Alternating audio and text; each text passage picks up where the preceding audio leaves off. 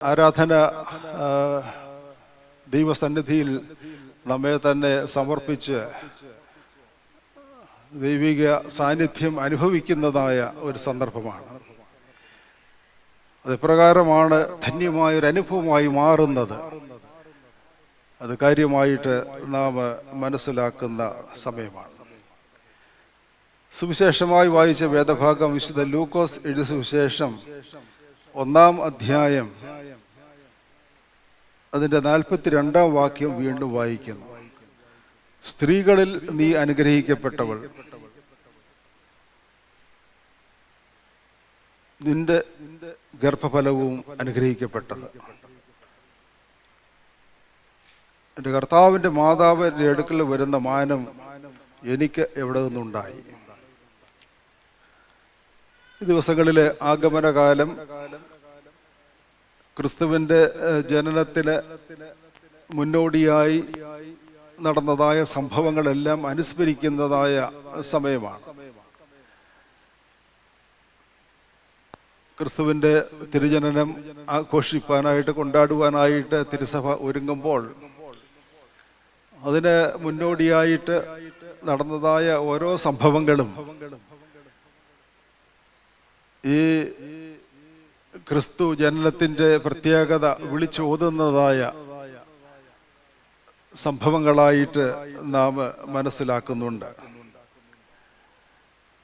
വ്യക്തികളോട് ഇടപെടുന്നതായ ദൈവത്തിൻ്റെ പ്രവർത്തനവും, വ്യക്തികൾ ഒരുമിച്ച് ഈ ദൈവരാജ്യ പ്രവർത്തനത്തിൽ പങ്കാളികളാകുന്നതായ സാഹചര്യവും എല്ലാം വളരെ ശ്രദ്ധേയമായിട്ട് വെളിപ്പെടുത്തുന്നുണ്ട്. ലൂക്കോസിന്റെ സുവിശേഷത്തിൽ അതിൻ്റെ വർണ്ണന വളരെ നല്ല രീതിയിൽ നൽകുന്നുണ്ട്. ഓരോ വ്യക്തികളെയും എങ്ങനെ ദൈവം വിളിച്ചു എന്നുള്ളത്, ആ വ്യക്തികൾ എങ്ങനെ ഒരുമിച്ച് ദൈവത്തിൻ്റെ ഈ ഒരു പദ്ധതിയിൽ പങ്കാളികളായി എന്ന് വ്യക്തമായിട്ട് ഓർപ്പിക്കുന്ന നല്ല നല്ല സൂചനകൾ നമുക്ക് ലഭിക്കുന്നുണ്ട്. ഇവിടെ 2 സ്ത്രീകളുടെ സംഗമമാണ് പ്രത്യേകിച്ച് ഇവിടെ നമ്മൾ കാണുന്നത്. ദൈവകൃപ ലഭിച്ചവർ എന്ന് വ്യക്തമായിട്ട് അവർ 2 പേരും മനസ്സിലാക്കുന്നുണ്ട്. അനുഗ്രഹം പ്രാപിച്ചവരാണ് തങ്ങൾ എന്നുള്ളതായ ബോധ്യം അവർക്കുണ്ട്. അവർക്ക് ലഭിച്ചതായ നല്ല വാർത്ത അത് വ്യത്യസ്ത രീതിയിൽ ദൈവം ഇടപെട്ടതായ മുഖാന്തരങ്ങൾ, ഇത് എങ്ങനെയാണ് മറ്റുള്ളവരോട് ഇത് പങ്കിടേണ്ടത് എന്ന് ചിന്തിച്ച് പ്രവർത്തിപ്പാനായിട്ട് ഒരുങ്ങുന്നതായ വ്യക്തികളെ നമ്മൾ കാണുന്നുണ്ട്. എലിസബത്ത് ഒരു പക്ഷേ ഈ വാർത്ത പങ്കിടുന്നു, അതിൽ ഒരു പുതുമ കാണുന്നില്ല. കാരണം സഖറിയാവിന് ലഭിച്ചതായ ദർശനം, സഖറിയാവിലൂടെ എലിസബത്ത് മനസ്സിലാക്കിയതായ വസ്തുതകൾ, അസാധ്യമായ കാര്യങ്ങളെ സാധ്യമാക്കുന്നതായ ദൈവത്തിൻ്റെ ഇടപെടൽ തൻ്റെ ജീവിതത്തിൽ എങ്ങനെ താൻ അനുഭവിച്ചു എന്ന് വ്യക്തമായിട്ട് മനസ്സിലാക്കിയ ഒരു വ്യക്തി, ഗർഭം ധരിച്ച് 6-ാം മാസം ആയിരിക്കുന്നതായ സാഹചര്യത്തിൽ ദൈവത്തിൻ്റെ ഇടപെടൽ ഇത് തൻ്റെ ജീവിതത്തിൽ എങ്ങനെ ഉണ്ടായി, ഇത് വ്യക്തമായിട്ട് മനസ്സിലാക്കിയ ഒരു വ്യക്തിയായിട്ട് എലിസബത്തിനെ കാണുന്നുണ്ട്. എന്നാൽ കന്യക മറിയാം ദൂതന്റെ അരുളപ്പാട് സ്വീകരിച്ചു കഴിഞ്ഞപ്പോൾ ഇതെന്തോ ഒരു വാർത്തയാണ്, എങ്ങനെയാണ് ഇതിനെ അഭിമുഖീകരിക്കേണ്ടത് എന്ന് വളരെ പ്രയാസത്തോടുകൂടെ, സന്ദേഹത്തോടുകൂടെ അതിനെ കണ്ട് ഇതാരോടാണ് പറയുന്നത് എന്ന് ചിന്തിച്ച് മുന്നോട്ട് പോകുന്ന ഒരു വ്യക്തിയായിട്ടാണ് ഇവിടെ കാണുന്നത്. പക്ഷേ തൻ്റെ മാനസികമായിട്ടുള്ളതായ വ്യഥയോ പ്രയാസമോ, ഇനി എന്ത് ജീവിതത്തിൽ എങ്ങനെ ജീവിതം മുന്നോട്ട് നയിപ്പാൻ സാധിക്കും എന്നുള്ളതായ ആശങ്കയൊക്കെ തന്നെ ഭാരപ്പെടുത്തുമ്പോൾ ഇതാരോടാണ് ഒന്ന് പങ്കുവയ്ക്കുവാൻ സാധിക്കുന്നത്? ആ രീതിയിൽ ചിന്തിച്ചുകൊണ്ട് തൻ്റെ ചർച്ചക്കാരിയായിരിക്കുന്നതായ കൊച്ചമ്മയുടെ അടുക്കലേക്ക് ഓടിപ്പോകുന്നതായ ഒരു യുവതിയെയാണ് ഇവിടെ നമ്മൾ കാണുന്നത്. ചില പ്രത്യേകതകൾ നമ്മളിവിടെ മനസ്സിലാക്കുന്നുണ്ട്. നമ്മൾ ഒരുമിച്ച് ഇന്ന് കൂടി വരുമ്പോഴേ ഒരു ആത്മീക സംഗമമാണ് വിശ്വാസ സമൂഹത്തിൻ്റെ കൂട്ടം എന്ന് പലപ്പോഴും നാം പറയും. എന്നാൽ ഇവിടെയെല്ലാം നമ്മൾ പ്രാധാന്യം നൽകുന്ന ഒരു കാര്യം, എങ്ങനെയാണ് മറ്റുള്ളവരെ മനസ്സിലാക്കുവാൻ സാധിക്കുന്നത്, എങ്ങനെയാണ് മറ്റുള്ളവരോട് ഇടപെടുവാൻ സാധിക്കുന്നത്, എങ്ങനെയാണ് ഞാനും നീയും ഒന്നായിട്ട് ഈ ദൈവിക പദ്ധതിയിൽ പങ്കാളികളായി മുന്നോട്ട് പോകുവാൻ സാധിക്കുന്നത്. ബന്ധങ്ങളുടെ നിലനിൽപ്പ്, ബന്ധങ്ങളുടെ ഊഷ്മളത, പരസ്പര ബന്ധം ഊട്ടി ഉറപ്പിക്കുന്നതായ ജീവിത അനുഭവങ്ങൾ, കൂട്ടായ്മ, ജീവൽ പ്രശ്നം പങ്കുവയ്ക്കുന്നതായ ഇടം, ഇത് എൻ്റെ സഹോദരിയിലൂടെ, എൻ്റെ സഹോദരനിലൂടെ അത് സാധ്യമാണ് എന്നുള്ള ബോധം നമുക്ക് ഉണ്ടാകുന്ന ഒരവസ്ഥ ആവശ്യമാണ്. പലപ്പോഴും മറ്റുള്ളവരോട് തുറന്നു പറയുവാൻ നമുക്ക് സാധിക്കാത്തതായ സാഹചര്യങ്ങളുണ്ട്. എൻ്റെ സഹോദരിയോട് അല്ലെങ്കിൽ എൻ്റെ ഇടവകയിലെ അംഗത്തോട് ഞാനിത് പങ്കുവെച്ചു കഴിഞ്ഞാൽ എന്തായിരിക്കും അടുത്ത സ്ഥിതി എന്ന് ചിന്തിച്ചുകൊണ്ട് മനഃപൂർവ്വം പങ്കുവയ്ക്കുവാൻ മടിക്കുന്നതായ ധാരാളം ആളുകൾ കാണാം.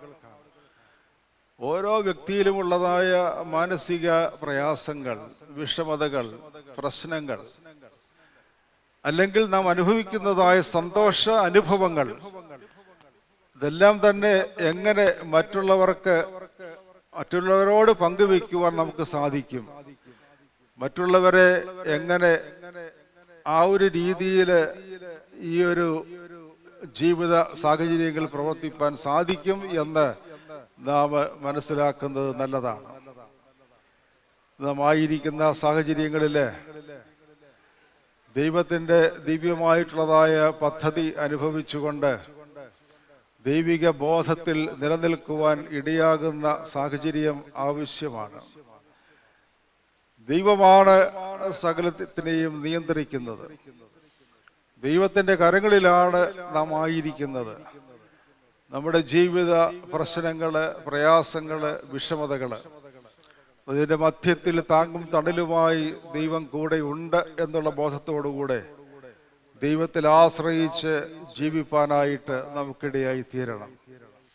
അതുകൊണ്ട് വിഷമ സാഹചര്യങ്ങളിലെ പ്രശ്ന സങ്കീർണമായിട്ടുള്ളതായ ജീവിത അനുഭവം, ഇതെല്ലാം നമ്മളെ അലട്ടുന്നതായ സാഹചര്യത്തിൽ ഇത് പങ്കുവയ്ക്കുവാൻ എന്നോടുകൂടെ ഒരാൾ ഉണ്ട് എന്നുള്ളതായ ഉറപ്പ്, മറ്റുള്ളവർ പറയുവാൻ എനിക്ക് സാധിക്കും എന്നുള്ളതായ ആ മനധൈര്യം, ഇത് കാത്തുസൂക്ഷിപ്പാനായിട്ട് നമുക്കിടയായി തീരണം. ഇന്ന് സമ്പർക്കത്തിൻ്റെ പ്രാധാന്യം ഏറെ അനുഭവിക്കുന്ന മനുഷ്യരാണ് നമ്മൾ. മറ്റൊരു വ്യക്തിയുടെ പ്രയാസം എൻ്റെയും പ്രയാസമാണ്, മറ്റൊരു വ്യക്തിയുടെ വേദന എൻ്റെയും വേദനയാണ്. ആ വ്യക്തിയെ ആ രീതിയിൽ എങ്ങനെ സഹായിക്കുവാൻ സാധിക്കും? ഭവനത്തിൽ ഏകാന്തത അനുഭവിക്കുന്ന ആളുകൾ ധാരാളം. തങ്ങളായിരിക്കുന്ന സാഹചര്യങ്ങളിൽ മാനസിക സംഘർഷം അനുഭവിക്കുന്ന ആളുകൾ ധാരാളം. ഇവിടെ ഞാൻ ഒന്നുമില്ല എന്നുള്ള ബോധത്തിലേക്ക് മാറുകയും അവിടെ മാനസിക സംഘർഷവും സ്വയം ഇല്ലാതെയാക്കുവാനുള്ളതായ ചിന്തയും ഒക്കെ ഉയരുന്നതായ സാഹചര്യങ്ങൾ കാണുവാൻ സാധിക്കും. അതുകൊണ്ട് അനുഗ്രഹം പങ്കുവയ്ക്കുക, മാനസിക പ്രയാസം, ആശങ്ക, ഇതെല്ലാം മറ്റുള്ളവരോട് പങ്കുവയ്ക്കുവാനുള്ളതായ ഒരു അവസരമുണ്ടാകുക. ഈ രണ്ട് വ്യക്തികളെ ഒരുമിച്ച് ചേർന്ന് വരുമ്പോൾ എലിസബത്ത്, മറിയം, അവർ വന്ന് ഒരുമിച്ച് കൂടുന്നതായ സാഹചര്യത്തിൽ ഒരു കൂട്ടായ്മ അവിടെ കാണുന്നുണ്ട്. ഒന്ന്, ധൈര്യത്തോടുകൂടെ ഈ ഭവനത്തിലേക്ക് എനിക്ക് ചെല്ലാം എന്നുള്ളതായ ബോധത്തോടെ വരുന്നതായ യുവതി, എൻ്റെ ഭവനത്തിലേക്ക് വരുന്നതായ ഈ യുവതിയെ സ്വീകരിപ്പാൻ ഇറങ്ങി വരുന്നതായ എലിസബത്ത്, അവരുടെ ഒത്തുചേരലാണ് എന്ന് നമ്മുടെ കാണുന്നത്. അതുകൊണ്ട് ഓരോ സംഗമവും ഈ ഒത്തുചേരലും പരസ്പര ബന്ധം അതിൻ്റെ ഊഷ്മളത കാസൂക്ഷിക്കുന്ന ഒരു അനുഭവമായി തീരണം എന്ന് നാം ഓർക്കേണ്ടതായിട്ടുണ്ട്. ഇന്ന് ഇടവക ദിനം കൊണ്ടാടുന്ന വേളയിൽ ഇത് വളരെ സംഗതമാണ്. ഓരോ വ്യക്തിയും ഓരോ ഭവനവും ഈ ഇടവകയുമായിട്ടുള്ള ബന്ധത്തിൽ ഒരുമിച്ച് ചേർന്ന് വരുമ്പോൾ, ആരാധനാ സമൂഹമായിട്ട് നമ്മൾ ചേർന്ന് വരുമ്പോൾ ഇതൊരു ആത്മീയ കൂട്ടായ്മയാണ്. ഇവിടെ ബന്ധങ്ങളുടെ ഊഷ്മളത വെളിപ്പെടുത്തുന്ന ഇടമാണ്. പങ്കുവയ്ക്കലിൻ്റെ പ്രത്യേകത നാം മനസ്സിലാക്കേണ്ടത് ആവശ്യമാണ് എന്ന് എല്ലായ്പ്പോഴും നാം ഓർക്കണം. അതോടൊപ്പം തന്നെ ഈ രണ്ട് വ്യക്തികളിലും ഉണ്ടായിരുന്ന ഒരു പ്രത്യേകത നമ്മൾ കാണുന്നത് പരിശുദ്ധാത്മാവിൻ്റെ ഇടപെടൽ അനുഭവിച്ചവരാണ് രണ്ട് വ്യക്തികളും എന്നുള്ളതാണ് നമ്മൾ കാണുന്ന പ്രത്യേകത. ഇവിടെ ദൈവാത്മാവില് അല്ലെങ്കിൽ ദൈവത്തിൻ്റെ ഹിതപ്രകാരം എലിസബത്ത് തൻ്റെ ജീവിതത്തിൽ അനുഗ്രഹം പ്രാപിച്ച് ഒരു മകനെ ഗർഭം ധരിച്ചു എങ്കിൽ, മറിയ പരിശുദ്ധാത്മാവിനാൽ ഉത്ഭവിക്കുന്നതായി വിശുദ്ധ പ്രജ തന്നിലൂടെ ഒരു രക്ഷകനായിട്ട് ലോകത്തിൽ വെളിപ്പെടും എന്ന് വ്യക്തമായിട്ട് അറിഞ്ഞ ഒരു യുവതിയാണ്. ഇവിടെ എലിസബത്ത് മറിയെ സ്വീകരിക്കുന്നതായ വേളയിൽ അവൾ പരിശുദ്ധാത്മാവ് നിറഞ്ഞവളായി ഉച്ചത്തിൽ വിളിച്ചു പറഞ്ഞു എന്നാണ് ഇവിടെ സൂചിപ്പിക്കുന്നത്. പിള്ള ഉള്ളിൽ തുള്ളുന്നതായ ഒരു സാഹചര്യം, ദൈവാത്മാവിനാൽ ആനന്ദം അനുഭവിക്കുന്നതായ ഒരു ജീവിതം, അവിടെ ദൈവാത്മാവിൻ്റെ നിയന്ത്രണത്തിൽ വിധേയപ്പെട്ടുകൊണ്ട് ഞാൻ ആയിരിക്കുന്നു എന്നുള്ള ആ ഒരു ബോധം വ്യക്തമായിട്ട് നാം കാണുന്നു. പരിശുദ്ധാത്മാവ് നിറഞ്ഞവളായി ഉച്ചത്തിൽ വിളിച്ചു പറയുകയാണ്. അവിടെ താൻ പറയുന്ന വാക്കുകൾ വളരെ ശ്രദ്ധേയമാണ്. 3 കാര്യങ്ങൾ വ്യക്തമായിട്ട് ഓർപ്പിക്കുന്നുണ്ട്. ഒന്ന്, സ്ത്രീകളിൽ നീ അനുഗ്രഹിക്കപ്പെട്ടവളാണ്. മറിയ ഭവനത്തിലേക്ക് വരുന്ന സമയത്ത് പെട്ടെന്ന് ഓർപ്പിക്കുന്നത് സ്ത്രീകളിൽ നീ അനുഗ്രഹിക്കപ്പെട്ട വ്യക്തിയാണ് എന്നുള്ളതായ ആ ഒരു വെളിപ്പെടുത്തല്. നീ അനുഗ്രഹിക്കപ്പെട്ടവളാണ് ഇത് പറയുവാൻ സാധിക്കുക. ഒരു വ്യക്തി തൻ്റെ അവസ്ഥയിൽ എങ്ങനെയായിരിക്കുന്നു, മറ്റുള്ളവരിലെ നന്മ കണ്ടിട്ട് അവരെ എങ്ങനെ സ്വീകരിപ്പാൻ സാധിക്കും. നീ അനുഗ്രഹിക്കപ്പെട്ടവളാണ് എന്ന് പറയുന്നതായ വാക്കുകൾ ദൈവാത്മാവിലൂടെ ഉച്ചരിക്കുന്ന വാക്കുകളായിട്ട് നമ്മൾ കാണുന്നുണ്ട്. ഞാൻ ഏതുമില്ല എന്ന ഭാവം, അവരിലെ മഹത്വം വ്യക്തമായിട്ട് ദർശിച്ച് നമ്മുടെ ആന്തരിക ചൈതന്യം കൂടുതലായിട്ട് മറ്റൊരു വ്യക്തിയെ അംഗീകരിപ്പാൻ ഇടയാകുന്ന മുഖാന്തരം ഈ ഒരു വിനയമാണ് ഒരു വ്യക്തിയെ വലിയവനാക്കുന്നത് എന്ന് നാം മനസ്സിലാക്കേണ്ടത് ആവശ്യമാണ്. അതുകൊണ്ട് ഞാൻ ഏതുമില്ല എന്നുള്ള ഭാവത്തോടുകൂടെ മറ്റുള്ളൊരു വ്യക്തിയിൽ കാണുന്നതായ ദർശിക്കുന്നതായ മഹത്വം അത് മനസ്സിലാക്കി അവരെ അംഗീകരിക്കാനുള്ളതായൊരു മനോഭാവം വളർത്തിയെടുക്കുക.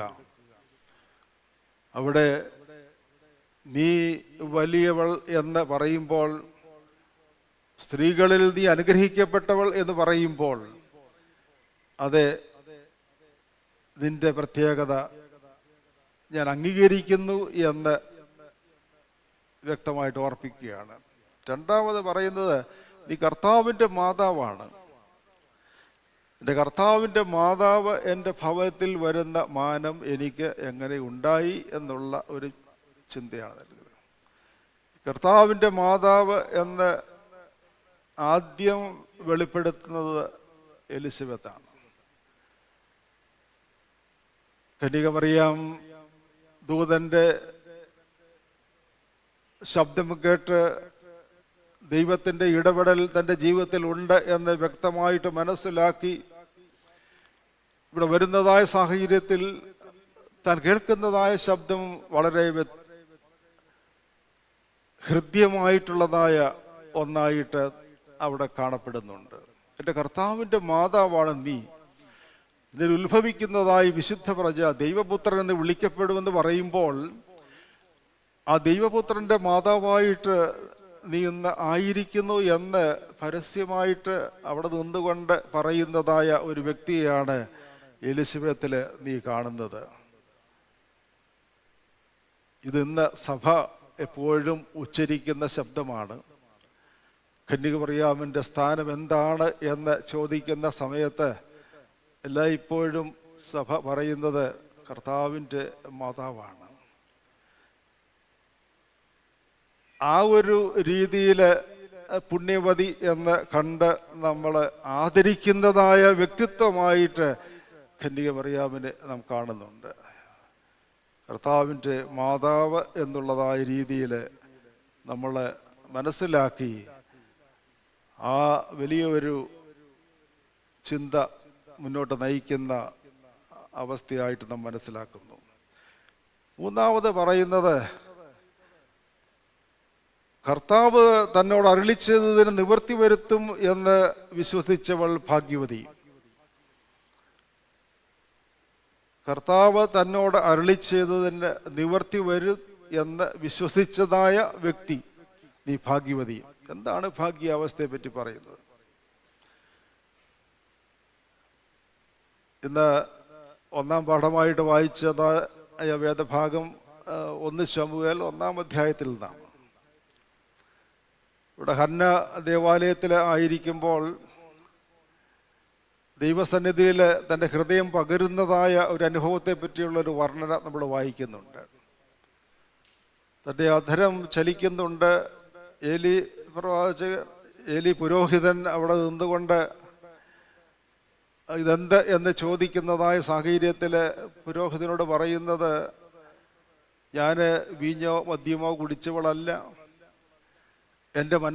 ഞാൻ മനോവ്യസനമുള്ള ഒരു സ്ത്രീയാണ്, ദൈവസന്നിധിയിൽ എൻ്റെ ഹൃദയം പകരുകയാണ് ചെയ്തത്.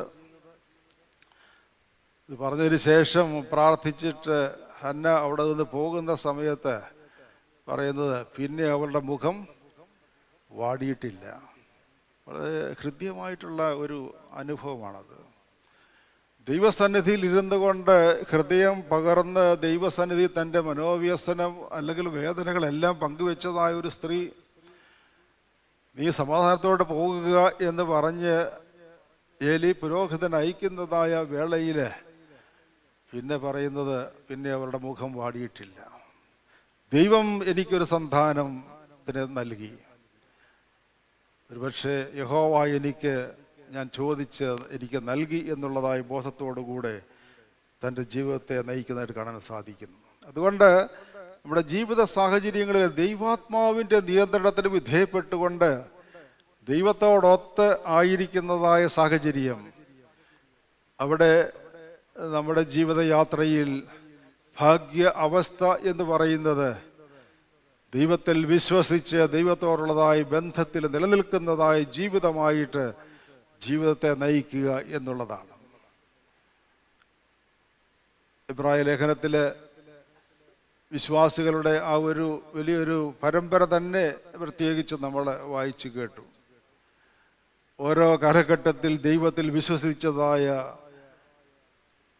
ദൈവിക മക്കൾ ദൈവത്തിൻ്റെ ഹിതം മനസ്സിലാക്കി ആ വിശ്വാസ സ്ഥിരതയിൽ നിലനിന്നതായ സാഹചര്യങ്ങൾ അവരുടെ ജീവിതത്തിൻ്റെ പ്രത്യേകത നമ്മൾ മനസ്സിലാക്കുന്നു. ഇന്ന് നാം ഒരുമിച്ച് ചേർന്ന് വരുമ്പോൾ ഈ ഒരു വിശ്വാസയാത്രയിൽ നാം ഒരുമിച്ച് മുന്നോട്ട് പോകുന്നു എന്നുള്ളതായ ബോധം നമുക്ക് ആവശ്യമാണ്.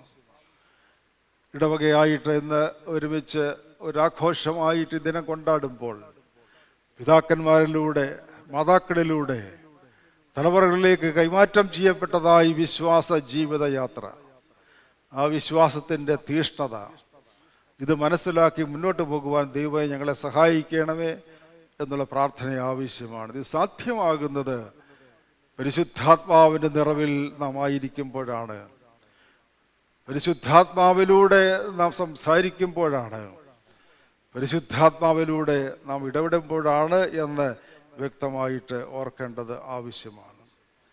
മൂന്നാമതായിട്ട് ഈ സ്വീകരണത്തിൻ്റെ പ്രത്യേകതയാണ് നമ്മളിവിടെ കാണുന്നത്. ഒരു വ്യക്തി വേദനയുമായിട്ട് എൻ്റെ ഭവനത്തിലേക്ക് കടന്നു വരുമ്പോൾ വാതിലടച്ചുകൊണ്ട് പൗരുഷമായിട്ട് സംസാരിച്ച് പോകുന്നതായ അവസ്ഥയല്ല, പിന്നെയോ ഇറങ്ങി വന്ന് ആ വ്യക്തിയെ ആശ്ലേഷിച്ചുകൊണ്ട് നീ എൻ്റെ സഹോദരിയാണ് അല്ലെങ്കിൽ നീ എൻ്റെ സഹോദരനാണ് എന്ന് പറഞ്ഞ് സ്വീകരിക്കുന്നതായ ആ ഒരു വെൽക്കമിങ് ജെസ്ചർ, ഒരുമിച്ച് നാം ആയിരിക്കുന്നുള്ള ബോധത്തോടുകൂടെ മറ്റുള്ളവരെ സ്വീകരിപ്പാൻ ഉള്ളതായ മനോഭാവം എങ്ങനെ നമുക്ക് വളർത്തിയെടുക്കുവാൻ സാധിക്കും? ഒന്നുകിൽ നിസ്സംഗതരായി മാറാം, അതോടൊപ്പം തന്നെ തിരസ്കരിച്ച് തള്ളിക്കളയുന്ന വ്യക്തികളായിട്ട് മാറാം, അല്ലെങ്കിൽ കൃത്യമായിട്ട് സ്വീകരിച്ചിട്ട് വന്നാട്ടെ, ഇരുന്നാട്ടെ, ആശ്വസിച്ചാട്ടെ എന്ന് പറയുന്നതായ നല്ല വാക്കുകൾ പറയുവാൻ സാധിക്കും. ഇന്നത്തെ നമ്മുടെ ജീവിത സാഹചര്യങ്ങളിൽ, സാമൂഹ്യ വ്യവസ്ഥിതിയിൽ എൻ്റെ ഭവനം എങ്ങനെയാണ് മറ്റുള്ളവരെ സ്വീകരിക്കുന്നത്, അവരെ എങ്ങനെയാണ് കാണുന്നത്, എപ്രകാരമാണ് അവർക്ക് അല്പദാഹജലം നൽകി അവർക്ക് ആശ്വാസം നൽകുവാൻ സാധിക്കുന്നത്? ഈ ഒരു ചിന്ത എല്ലാം ഇപ്പോൾ നമ്മെ ഭരിക്കേണ്ടത് ആവശ്യമാണ്.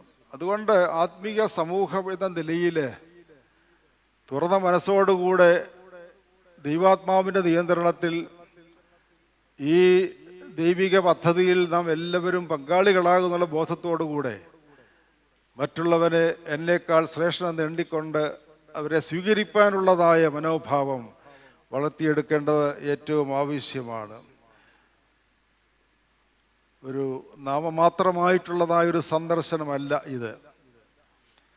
പിന്നെയോ എൻ്റെ ജീവിത അവസ്ഥയാണ് എപ്രകാരമായിരിക്കണം എന്ന് വ്യക്തമായിട്ട് മനസ്സിലാക്കി ഗ്രഹിച്ചുകൊണ്ട് ആശ്വാസവും സമാധാനവും പ്രാപിപ്പാനായിട്ട് താല്പര്യപ്പെട്ട് കടന്നു വരുന്ന ഒരു വ്യക്തിയെ അതറിഞ്ഞ് സ്വീകരിപ്പാനുള്ളതായ ഒരു മനോഭാവം നമുക്ക് ആവശ്യമാണ്. വേദനിച്ച് നമ്മളിലേക്ക് വരുന്ന ആളുകളെ തട്ടി ഓടിക്കുകയല്ല, പിന്നെയോ അവരെ സ്വീകരിച്ച് അതെ നിന്നോടുകൂടെ ഞാൻ ഉണ്ട് എന്ന് പറയുന്നതായ ആ ഒരു അനുഭവം ഇന്ന് ആവശ്യമാണ്. അതുകൊണ്ട് ക്രിസ്തുവിൻ്റെ തിരുജനനത്തെ കൊണ്ടാടുവാനായിട്ട് സഭ ഒരുങ്ങുന്നു. അതിന് മുന്നോടിയായിട്ട് വ്യക്തികളെ ദൈവം തിരഞ്ഞെടുത്ത് ആ ഒരു പദ്ധതിയിൽ പങ്കാളികളായി നിലനിർത്തുവാൻ ദൈവം സഹായിച്ചു. എങ്ങനെയാണ് ഈ വ്യക്തികൾ തമ്മിലുള്ളതായി ബന്ധം, അതിൻ്റെ ഊഷ്മളത കാസൂക്ഷിക്കേണ്ടത് എന്ന് വ്യക്തമായിട്ട് മനസ്സിലാക്കുവാൻ നമ്മെ സഹായിക്കുന്നു.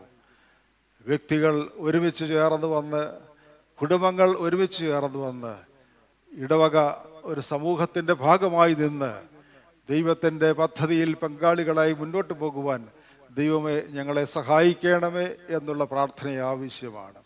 അതുകൊണ്ട് ഇന്ന് ഒരുമിച്ച് ചേർന്ന് വന്ന് ഈ ഇടവദിനം കൊണ്ടാടുമ്പോൾ ദൈവത്തിൻ്റെ ധാരാളമായി കൃപ അനുഭവിച്ചുകൊണ്ട് ദൈവത്തോടൊത്ത് അനുഗ്രഹകരമായി ജീവിപ്പാൻ ദൈവം നമ്മെ സഹായിക്കട്ടെ.